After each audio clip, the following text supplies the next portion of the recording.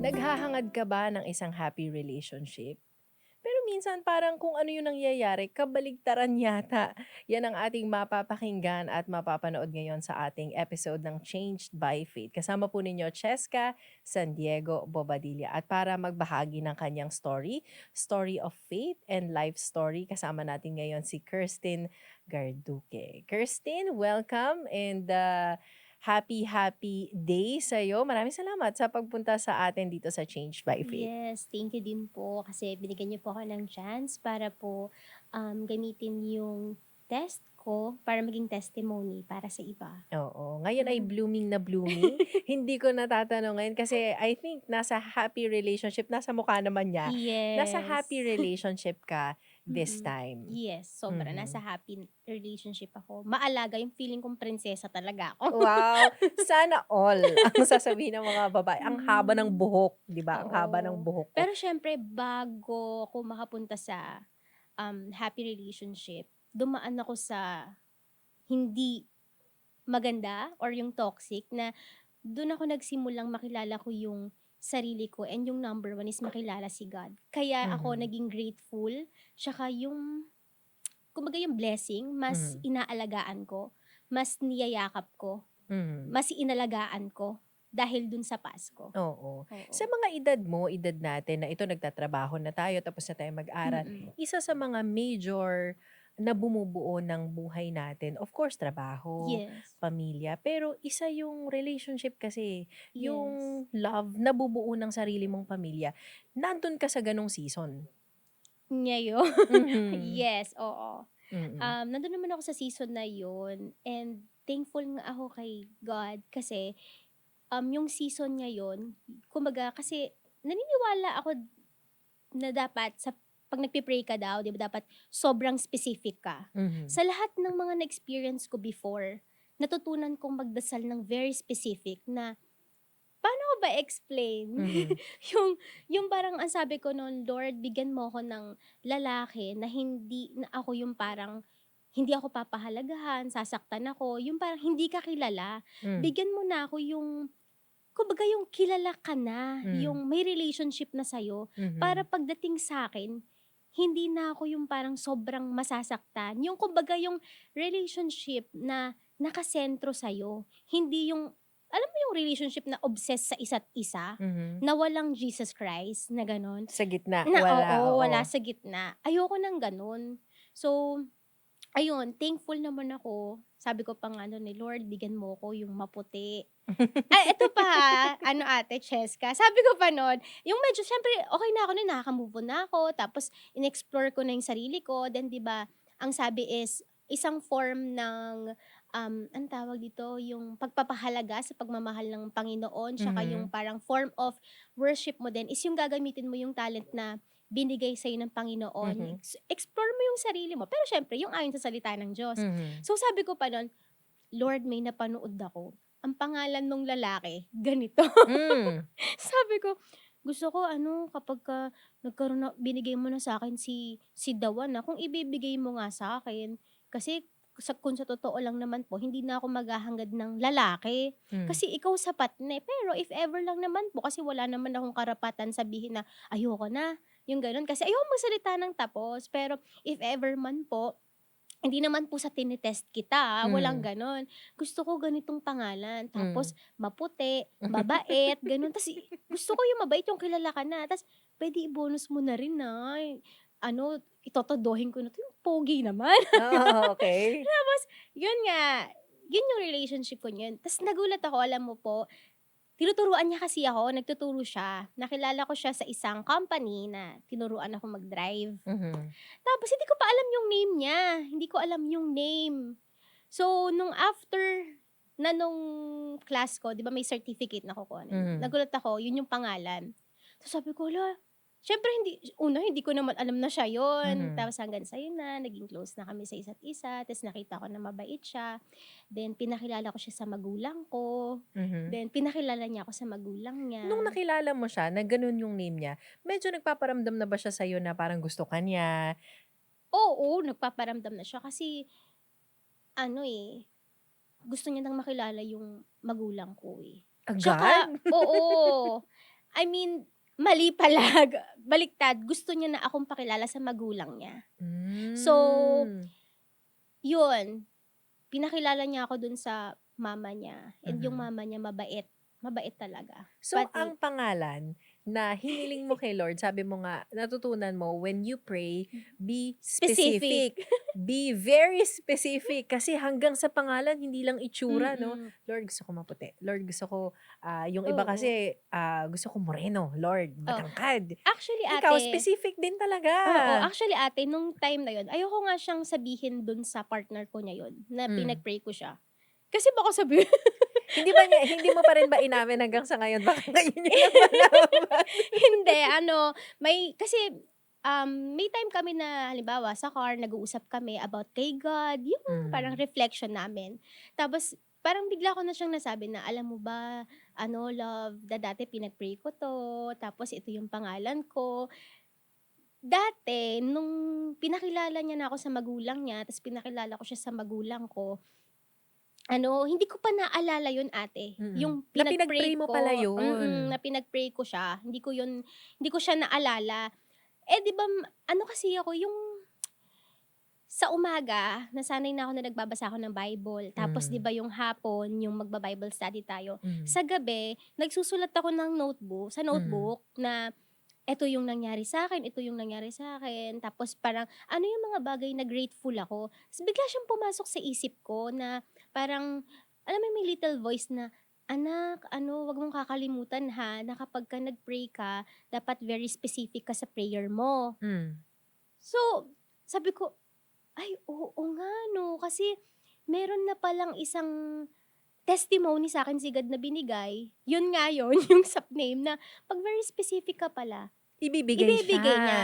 Pero specific, pero dapat andun yung pag-surrender. Mhm. Kasi ano before ate, yung bago 'to mangyari, yung ano kasi ako dati, bilang isang anak, alam mo yung alam mo yung parang medyo pasaway. Ano kasi ako, yung paano ba, yung basta ano ako mag-aral, sobrang tutok naman ako mag-aral. Mhm. Ang nangyayari sa'kin ate is, school, bahay. Kasi yung mama ko, mahigpit sila, eh. Mhm. So, kailangan parang ganitong oras, May 6 na curfew ka. oo, nasa bahay ka na. Tapos kasi yung kapatid ko, very thankful naman ako, yung isang panganay kong kapatid, parang siya din kasi yung ano, naging nanay din Mhm. sa'kin. Parang mas bungangera pa siya kaysa dun sa talagang nanay ko. So, if ever kunyari pagka halimbawa wala pa kami ng ganitong oras, "Oh, nasaan 'yan?" Ganito. So, parang dumating yung time na parang alam mo yung medyo, "Ano ba 'yan?" Parang nasakal na ako. Parang ba't yung Mhm. mga nung college na ako, bakit yung mga ganitong kaklase ko parang okey naman sila, parang Mhm. nakakalabas naman sila, parang hindi naman mahigpit yung parents nila, gano'n, gano'n. Mhm. So, ayun na, nag-explore na ako, pati nung like kahit nung high school. Mhm. So, yun nga, hanggang sa sabi ko, gusto kong ano, parang ayoko na ng ganito, parang gano'n. Mhm. Pero hindi naman ako yung like nag-explore, uminom, manigarilyo, hindi siya gano'n. Parang Mhm. gusto ko lang lumabas, makita yung labas. Then, yun nga, nakilala ko yung yung yun Previous nga, mo. previous ko na, Oo. um, well, hindi ko naman siya like pinagsisisihan, Mhm. pero naniniwala kasi ako na may mga taong pinapadala sa buhay natin, hindi para magstay pero para magbigay ng lesson sa buhay natin. Parang stepping stone lang para mas makilala natin yung sarili natin and mas mapalapit tayo kay God. Mhm. So, ayun, from there, ano yun, naging pasaway ako, late na ako umuwi, mga Mhm. ganyan. Then ano, dumating yung time na college yon, Mhm. nagkaroon ako ng baby ng maaga. Doon sa person na yun? Dun sa, ah, person na yun kasi yun lang naman first, ta's Mhm. hindi na ako nagkaroon ng ibang relationship other than Mhm. that. So, yun. So, yung relationship ko sa kanya, yung masasabi kong immature, yung toxic, kumbaga, hilaw na hilaw pa, yung gano'n. So, ayun. So, ma-explain ko rin siya na very, very toxic talaga. Pero Mhm. during those days, nakilala ko kung sino ako.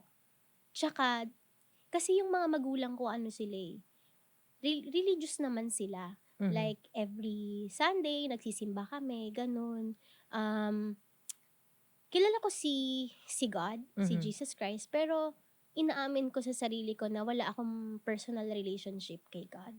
Mhm. Parang routine lang na gano'n. Pero yung binasag ni Lord yung yung hindi naman yung katahimikan, pero yung buhay ko nun parang magpapakilala na ako sa'yo, yung gano'n. Mhm.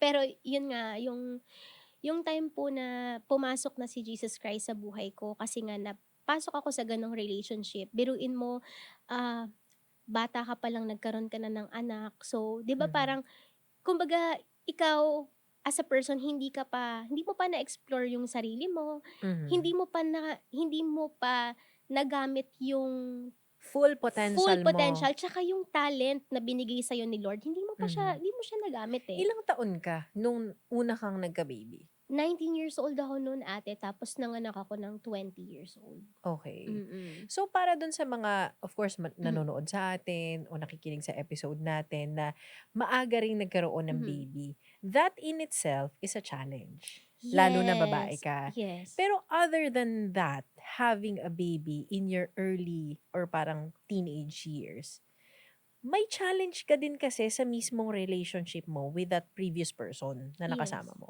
Yes. Meron talaga ate, as in toxic nga siya. Kaya nga kung meron man akong ipapayo sa mga 'di naman like ito personal siya sa akin, na parang ipapayo sa mga kagaya ko rin na yung kabataan nun, na may gano'n experience, yung 'wag kayong masyadong magmadali. Alam mo ba dati sabi ko, akala ko dati parang kasabihan lang 'yun ng matatanda, yung parang, "Ano 'to, sinasabi na naman 'to, ito na parang Mhm. kasabihan lang naman 'yan," parang gano'n. Mm. Pero eventually darating din pala tayo sa buhay natin na yung mga sinasabi pala ng matatanda at sinasabi ng mga magulang natin magagamit din pala talaga natin. At mare-realize mong tama sila. Mare-realize mo palang tama sila. Kasi dumating yung time ko nun, well, ayokong magsinungaling sa sarili ko.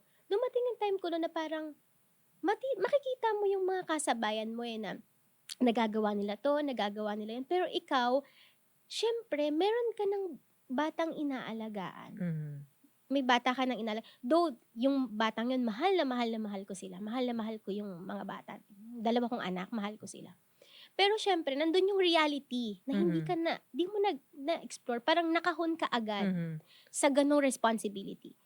So, 'yun yung mapapayo ko nga na 'wag magmadali. Mhm. Tsaka yung pagpasok sa isang relationship at magkaroon kayo ng anak, hindi siya yung 'di ba may isang kasabihan din yung parang yung kanin kapag Na may isusubo mo daw hindi mo naman siya maluluwa 'pag yung napasok ka. oo, parang gano'n siya. Tsaka mapapayo ko din na yung marriage, though Mhm. hindi thankful ako sa daddy ko na ang sabi niya nun, "Wag natin muna ikasal yung mga bata, Mhm. kasi mga bata pa sila. Um, hintayin natin." Naano ko nga yun, eh, "When the time is right, the Lord will make it happen." Kapag will na nila or gusto nila magpakasal, papakasal sila, gano'n. Buti na lang kamo hindi. Oo. Kasi siguro kung ngayon nga 'di ba may anak po akong babae na Mhm. ano, sabi ko nga ang gusto kong i-ano sa kanya is, yung pagpili sa isang lalaki dapat maging vigilant sila. I mean yung siya, kasi hindi ka na puwedeng kumawala Ng agad ng basta-basta. basta-basta Mm. kapag andun ka na sa sitwasyon na yon. Mhm. So, taasan mo yung standards mo, Mhm. huwag kayong parang dahil nandun ka na, yun na yun. Speaking of standards, nung nandun ka sa previous relationship mo, of course, medyo mauunawaan natin bata ka pa, 'di Hmm, ba? hmm. Sabi mo nga nag-explore ako, medyo nasobrahan yung exploration mo. So nabuntis ka. So that time, tumigil ka sa pag-aaral? Yes, tumigil ako sa pag-aaral and sobrang grateful talaga ako nun sa daddy ko kasi kahit na nabuntis ako nun, ang ginawa nung daddy ko sabi niya may isang moment pa nun di ko malilimutan. Umupo ako dun sa ano, sa kama ng mom and dad ko. Tas sabi sabi nung mama ko, "Andiyan na yung daddy mo," sabi Mm, niya. Tapos, "Sabihin mo na." hmm. Kasi ano yun, eh, namamait ako ng sobra. Namamait ako ng sobra, sasabihin mo na. Then ang akala ko talaga, ang gagawin talaga ng tatay ko nun is yung parang napapanood ko sa mga palabas, sasampalin ako, ganyan, or sasaktan ako, papalayasin ako. Kaya nandun yung time na nagho-hold ako na, "Wait, ayoko munang sabihin kasi baka palayasin ako, saan ako pupunta? Ayokong mawala sa family ko," ganun. So ang nangyari nun, sabi ko, "Lord," alam mo yung wala ka pang relationship sa kanya pero dahil nga Desperate napakilala situation, naman, eh, oo, 'no? and na-introduce ng mama ko, ng daddy ko si Lord. Kasi nga yun yung routine namin, eh. Sabi ko, "Lord, ano, tulungan mo po ako, sasabihin ko na sa daddy ko natatakot ako baka saktan niya ako," gano'n. Alam mo po nung sinabi ko yun sa kanya na alam mo yung dati hindi mo pinapansin yung bukas ng gate, eh, pero nung araw na yun talagang kahit yung alam mo yung lagitik nung gano'n nung Rinig gate na namin rinig rinig mo. na rinig ko. Tapos yung Yabag ng ano, paa paa niya. niya kasi nasa taas kami, eh, kahoy yung hagdan namin nun. Ano, sabi ko, ito na siya," ganyan. Bukas yung pinto ta's sabi ko, "Daddy may sasabihin ako sa'yo." Sabi ko, "Ganito, ganito, ganito nga," ganyan. Sinabi ko sa kanya. Nagulat ako, naiyak ako nun, parang feeling ko, "Lord, lost sheep ako." The prodigal son ba ako, gano'n. Kasi niyakap niya ako. Hindi niya ako sinampal, di niya ako sinaktan. Niyakap niya ako ta's sabi niya, "Anak, ginawa mo 'yan, ginusto mo 'yan. Ano, hindi kita itatago, hindi kita dadalhin sa probinsya. Hindi kita ano, lumabas ka dito sa bahay natin, mamuhay ka ng normal, taas noo." Sabi niya. Feeling ko nun kaya din ako nag alam mo yun, parang nag-explore na bata. Hmm, Thankful naman ako sa daddy ko nun, pero ang ginawa kasi ng daddy ko nun, mabait ang tatay ko sobra. Lahat talaga po binibigay niya sa'kin. Biruin mo nga, naalala ko nga po nung high school nasira yung cellphone ko, eh, iyak ako ng iyak. Ginawa ng tatay ko, binalan agad ako ng phone. Gano'n mhm. ako ini-spoiled ng ano, ng tatay ko. 'Di ba na-mention ko po na dati nanggaling ako sa relationship na toxic. Tumitingin ako sa ibang lalaki na yung ano ba yung parang yung tamang lalaki or yung okey na lalaki, yung parang 'di ba yung sa mga Disney Ano ba princess? dapat, Oo, 'di ba? 'di ba Ano yung ba mga dapat? prinsipe, yung mga gano'n, Oo. parang gano'n, tingin-tingin ako sa labas. Parang kakatingin ko sa labas, kakahanap ko, nalimutan kong tumingin sa loob lang ng bahay namin. Na nakalimutan ko na, ay meron pala akong daddy na parang sobrang mahal niya yung mama ko na kahit na utos-utusan siya ng mama ko, alam mo yon yung Out of love, oo, eh. "Dad, kunin mo 'to, dad," ganito. Hindi siya ano, hindi siya napapagod. Yung parang maupo lang siya, yung gaganon lang siya. Hindi siya Oo, nagrereklamo. tsaka never kong nakita na sinaktan ng daddy ko ang mama ko. During that time na nandun ka sa sinasabi mong toxic Mm. relationship, hindi mo nakita yung disparity na yun, na parang, bakit ganun ang daddy ko ganito, pero yung na-experience ko iba. To be honest, hindi. Kasi ano, eh, feeling ko super blinded ako, na parang ano ko nun, eh, parang gusto kong makontrol yung situation na, "Hindi, magbabago pa 'to, hindi, kaya ko 'to." Kasi ano dun yung pride. Mhm, Ayokong isuko kasi feeling ko nun kaya ko yung gano'n. So, hindi ko nakita siya kasi ang tinignan ko lang sarili ko, mhm, na kaya ko. Pero at the end of the day, hindi ko pala siya kaya, hindi ko pala siya control, mhm, hindi siya gano'n. Yun, kaya hindi ko nakita yung ano ko nun, yung daddy ko.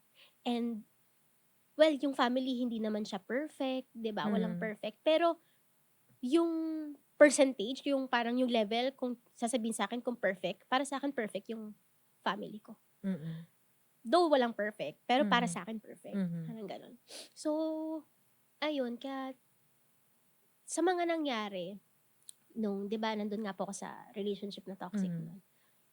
Alam mo po, dumating yung time na nakakatawa nga, yung parang dumating yung time na ano nun, nandun ako sa room, tapos parang gumawa kasi ako nun ng ano, ng altar. Nasa loob siya nung isang room, tapos may Bible, yung Bible na yun bigay pa siya nung dating kakilala ko sa MX3. Mhm. Um, so ginawa ko, nilagay ko siya doon, pero hindi ko pa siya ino-open, hindi ko siya Mhm. binabasa, walang gano'n. Nilagay mo lang siya Nilagay doon? ko lang siya do'n, parang kasama lang siya do'n sa altar, pero hindi ko siya ginagalaw.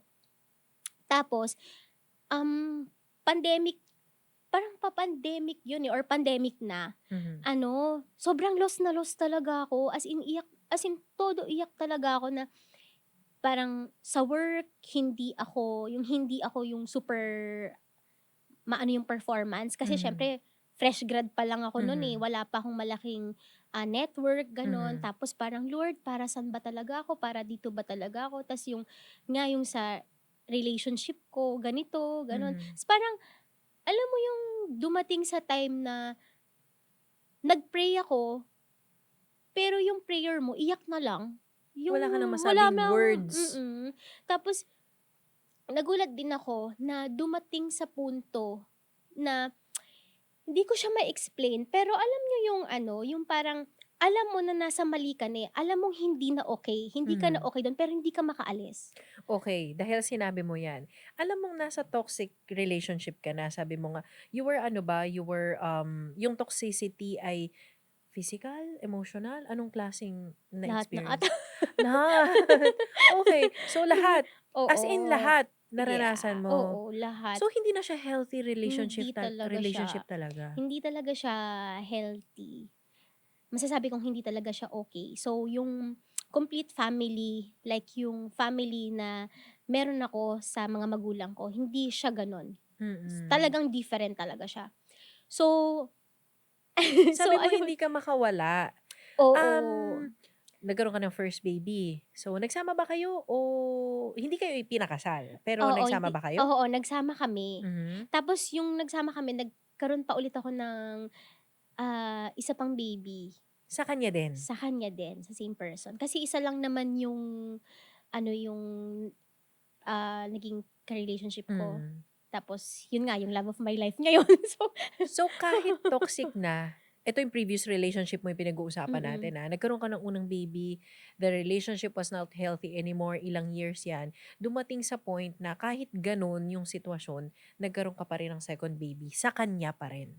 yeah. Kasi akala ko nga parang parang part yun, magbabago yun, yung gano'n. Yung parang gusto mo nga ikaw yung maging makokontrol mo siya, mababago mo lahat, parang darating yung araw magiging okey yung lahat. Baka ito Parang na, 'di ba? fairy fairy tale, Oo. parang Pero hindi gano'n. nagbago 'yun? Hindi siya nagbago, and dumating yung time na yun nga, yung 'di ba meron akong ginawang altar nun sa room. Hindi ko in-expect na darating sa buhay ko yun, na ano, umiyak talaga ako. Parang as in sobrang iyak talaga 'pag nakita ko yung sarili ko na ano, buhos talaga yung luha ko nun. Ta's pinag-pray ko na hindi ko in-expect na pagpi-pray ko yun. Sabi ko, "Lord, alisin mo ako sa tao na 'to, kasi hindi ako makaalis sa kanya, hindi ko na gusto. Ikaw na gumawa ng way. Ikaw na pong bahala." Yun yung naalala kong hindi ko malilimutan na nag-surrender ako. Kasi sabi ko sa kanya, "Hindi ko na kaya, ikaw na bahala, hindi ako makaalis." Gano'n. Tapos nung time na yon, naalala ko pa nun, kasi siyempre litong-lito ako, dun ko nakilala si Tita Mins. Sobrang weird talaga nun kasi ano nag-pray ako. Sabi ko, "Lord, dalan mo ako ng tao na magpapalapit sa'yo, yung makakausap ko." Kasi ayokong magkuwento sa mga magulang ko. Kasi ayoko yung ma-stress sila, yung gano'n. Tapos siyempre mga magulang alam ko na nararamdaman nila, alam ko may alam na sila, pero parang feeling ko nun hindi pa ako reading kausapin sila. Siguro nandun pa yung pride ko nun, eh, Mhm, nandun pa yung pride, "Hindi, ayoko kasi mhm, baka pag-usapan ako mhm, gan'to." Nung nag-pray ako, sabi ko, "Lord, dalhan mo ako ng ano, ng tao na makakakausap sa'kin." Tapos sobrang weird, tumawag ako kay Tita Mirns. Kaya ako napatawag sa kanya, way back pa. Pumunta ako ng MX3 nun, ta's may narinig ako parang Christian song. mhm. So sabi ko, try ko kaya na siya yung kausapin ko, pero ba't naman siya, eh, client siya. Gano'n talaga, parang sabi ko, Bakit nakakahiya naman yun. magko-confide ka sa Oo, client mo pa? pero sobrang sobrang weird kasi talagang parang may alam mo yung 'di ba 'pag meron kang gustong sabihin ta's nasa dulo na ng dila mo, parang gustong-gusto mo siyang Mhm, i-go? mm, hmm, Tas parang nung tumawag ako, sabi ko, "Hello po, ganto, ganto." Tas parang, "Oh, kamusta ka na? Yung pandemic, ganto, ganto, ganto, ganto." Tas sabi ko, parang, "Sabihin mo na, sabihin mo na, sabihin mo na." mhm, Gano'n, may gumaganon talaga sa isip ko. Tas sabi ko, "Ma'am Mirns, gusto ko pong makilala si Jesus Christ." As in, 'pag naano ko talaga yun, naiyak ako. Sabi ko, "Hala, para naman akong ano, ba't ko sinabi sa kanya?" Hindi ko naman alam na nagba-Bible siya, gano'n. mhm, Tapos, di ko rin alam na kung papaano yung relationship niya kay Jesus Christ nun. Pero sabi ko, di alam mo yung parang sobrang ano ka na, 'di ba? Yung parang wala ka ng makapitan tsaka makausap na tao na yung matino, mhm. talagang pinag-pray mo na lang kay God na bigyan ka ng tao na Magga-guide mm. sa'yo. Tapos, alam mo sobrang bait ng Panginoon nun. Kasi pinakilala niya ako sa yun nga, yung sa Bible, sa NSSG group natin na hindi ako naging vulnerable. Kasi 'di ba yung iba kapagka gano'n parang magiging vulnerable sila, yung Mhm, mag-e-explore sila, hindi ko naman po nilalahat, mhm, pero 'di ba parang yun yung typical na iisipin. Pero ang kagandahan lang po nun, sabi ko sobrang grateful ako, Lord, kasi pinadala mo po ako sa yung mga tao na magga-guide sa'kin. Hindi ko man sila mga kaedad, mga mas matatanda sila sa'kin, pero naging sumbungan ko sila, um na yung message na gusto mong ipadala sa akin, gusto ko marinig, pinapadaan mo sa kanila. mhm. Mm. Kristen, sa mga ganyan ang nararanasan, sabi mo nga kanina, 'pag nandun ka sa gano'ng sitwasyon, hindi ka makaalis for whatever reason na hindi mo maintindihan. Na parang it's either you are powerless na umalis or parang gusto mo ba na hindi, or hindi mo talaga maintindihan. Anong message mo dun sa mga nasa gano'ng sitwasyon ngayon? Kasi pinagdaanan mo yan before. Hmm, meron po akong life verse na sabi ko nga, ngayon ko na-realize na, "When the time is right, I, the Lord, will make it happen." Isaiah 60:20-22, tsaka yung Ecclesiastes na, "All things are beautiful in His time," 3:11. Na darating yung panahon na masasabi mo na, "Lord, ito yung panahon na nakilala kita, na lahat pala ng mga pangyayari na nangyayari sa buhay natin, mali man yun, pero meron pala siyang way or message na ipapadala sa'yo para mag-grow, para mas makilala ka niya." Siguro yung pinapayo ko sa kanila, hindi yun yung end ng buhay. Hindi sila dapat makulong dun. Um, Mahalin nila yung sarili nila. Magkaroon ng standard sa sarili. Um, Always remember that they are a princess of God, na prinsesa tayo ng Panginoon, na tayo mga anak niya, hindi niya tayo, dinala sa mundong ito para isettle sa mga bagay na ida-down tayo o ikakapangit natin. Kasi naniniwala ako na ang gusto ng Panginoon, ang hangad ng Panginoon sa atin, kakaganda ng buhay natin. Mhm, Kaya kung nakikita niyo na parang nasasakal kayo or parang, "Ay wait, parang hindi ko nagagamit or na-explore yung sarili ko, yung talent ko." yung binigay sa akin ng Panginoon. Kasi naniniwala ako doon eh, kahit na may ka-relationship na kayo, dapat nagagamit nyo pa rin yung talent na binigay sa inyo ng Panginoon eh. Nagagamit nyo pa rin yung ikaw, yung individual, na explore nyo pa rin siya. Kasi kapag ka masyado na kayong parang feeling nyo, both of you against the world. Mhm. Parang hindi yun tama. Mhm. So, ayun. Um, Always remember na dapat si God ang number one sa puso mo. Siya Mhm. yung sa inyo, I mean, bilang babae, siya dapat yung unang-unang lalaki sa buhay mo. Mhm. Kasi yung standard ng pagmamahal ni God, yun yung hahanapin mo sa iba. Mhm. Yun na. Yung standard ng pagmamahal ni God Mm. sa'yo, lalo na sa ating mga Mm. babae, ibang klase. Kung Yes. bigyan niya tayo ng pagpapahalaga. Naging example nga yon yung sa daddy mo, 'di ba? Kung paano niya Mm. pinapahalagahan ang mother mo, kung paano kanya Yes. pinapahalagahan. Kaya 'wag natin tatawaran, girls, yung mga sarili natin. So isa 'yan sa nakuha ko sa mga Yes. sinabi mo. So very important na sa career man 'yan, sa love life, 'di ba? Sabi nga sa Bible sa 1 Corinthians 13:4-5, 'di ba, love is patient. Dapat Yes. ito dapat yung nakapaloob sa ating mga relationship. Love is patient, love is kind, it does not envy, it does not boast. Hindi dapat nagmamataas, 'di ba? It Yes. is not proud, it does not dishonor. Kailangan may respect, 'di ba? Yes. Sa Yes. isa't isa. It is not self-seeking. Yung ako muna. Dapat yung other person muna. It is not easily angered. It keeps no record of wrong. So, dapat yan nilalaman ng lahat ng pagmamahal na natatanggap natin. Kasi ganun si God sa atin. Yes. Tsaka may natutunan nga po ako, share ko lang. Nagpunta po kasi ako sa, every Friday may pinupuntahan akong church. Tapos parang natuwa ako doon kasi parang na-remember ko, ang sabi, ang true love daw, minention, ang true love, hindi siya yung looking for the right person. Ano siya, being the right person for Jesus Christ. Kasi iba talaga kapag si Jesus Christ ang center ng relationship nyo. Merong respect. For example po, example ko na lang yung kung ano yung meron ako ngayon. Mm. Kasi 'di ba, meron kami yung share kami about kay God, kanya may time kami na nag-uusap kami, parang reflection. Mhm. Dati parang akala ko normal yung magsisigaw kayo mga ganun. Akala ko normal yun. Kala mo yun pala yung buhay. Oo, parang akala ko normal. Yun pala hindi. 'Pag pala, ni-number one mo si Jesus Christ sa puso mo, tataas yung 'di ba yung standard mo sa lalaki. Mhm. So parang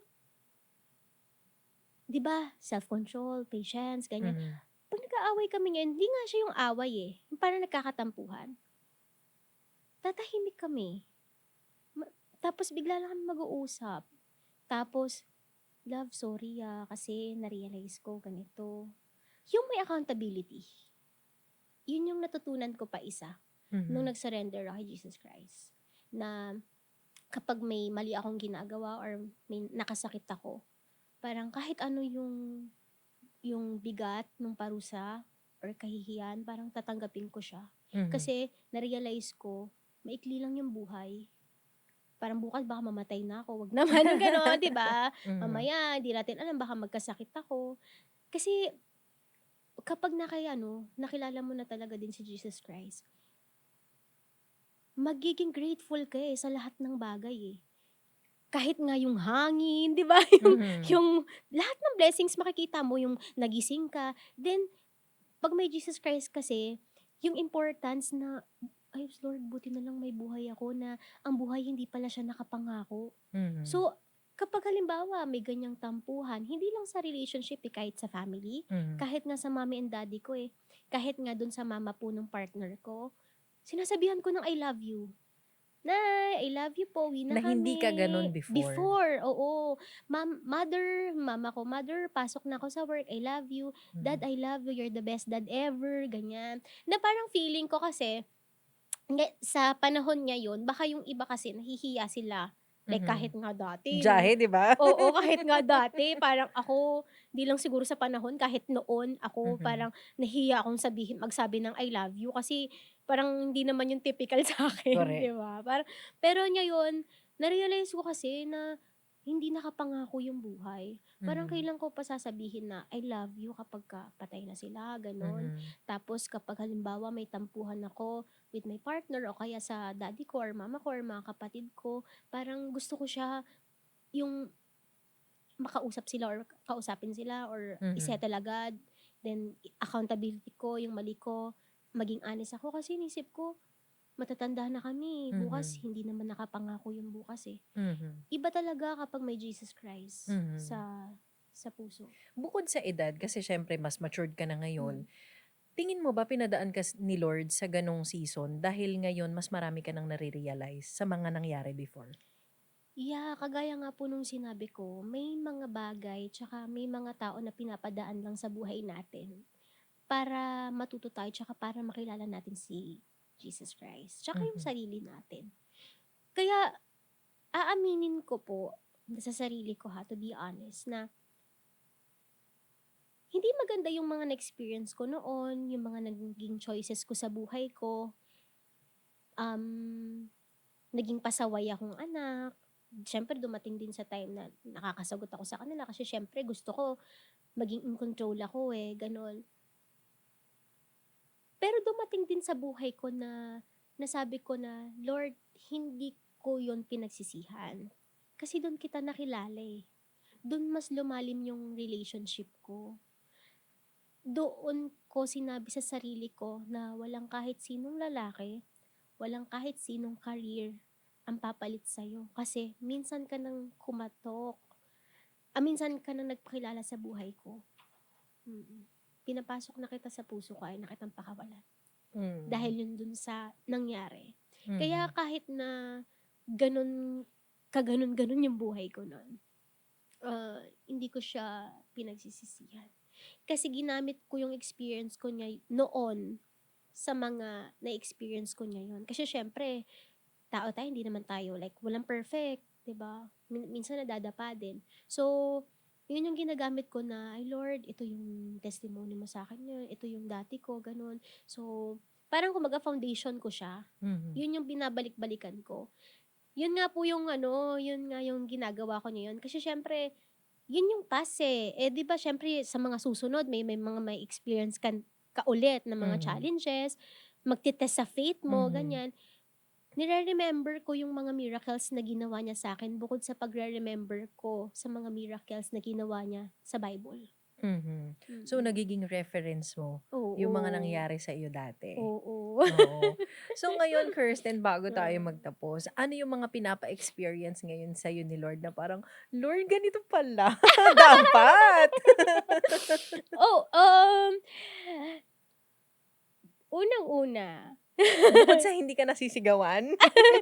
oo, hindi, unang-una, ganito pala kapagka ano, pagka fully surrendered ka kay Lord, yung family namin, sobrang magiging magka-close kami sa bahay.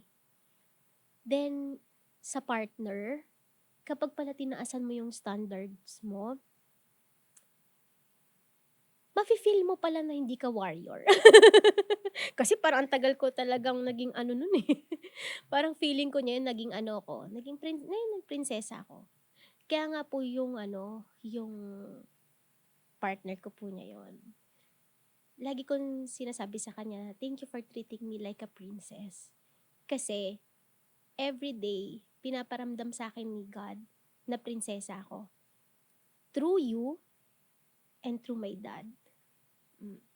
Hay, sa mga nararanasan natin minsan kapag nandun ka sa ganong Mm, sitwasyon na mahirap, complicated, mm. toxic, immature, sabi mo nga Yeah. hindi mo nakikita na bakit ko pinagdadaanan 'to at may mga bagay ka rin sa sarili Mm, mong hindi mo pala nakikita 'no. Pero after na mapagdaanan mo 'yan, sabi mo nga parang niloob ni Lord na mapagdaanan ko para matuto ako, para lumakas ako at iha-harvest mo 'di ba, yung benefits ng realization at ire-restore ka ni God at ipararamdam sa'yo na you are worth it. 'Di ba? Yeah. Kirsten, paano ka binago ng pananampalataya mo kay God? Nasabi mo nga, dati kilala ko si God. Sure, of course.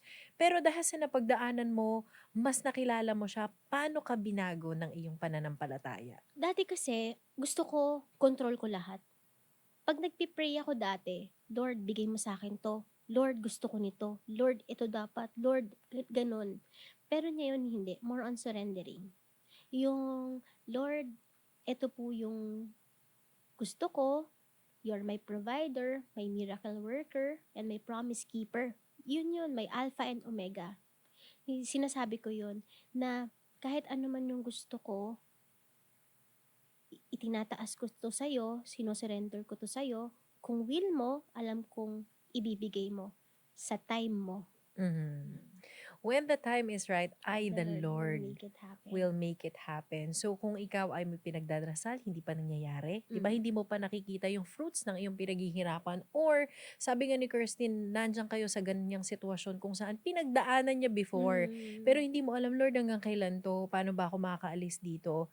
The time will come, 'di ba? The Yes. perfect time Yes. will come. So sana nakatulong po sa inyo, nakapagbigay inspirasyon yung episode natin ngayong Change by Faith episode. Kasama natin si Kirsten Garduque. Kirsten, maraming maraming salamat Thank kasi alam you namin po. very personal itong mga Mm. shinare mo sa amin, pero ito'y nagsilbing kalakasan din sa ibang tao. Yes. Maraming maraming salamat. Thank you din po. Nakasama natin si Kirsten Garduque dito po sa Change by Faith. Another episode hatid sa atin ng MX3. Nakasama niyo rin po, Cheska San Diego Bobadilla.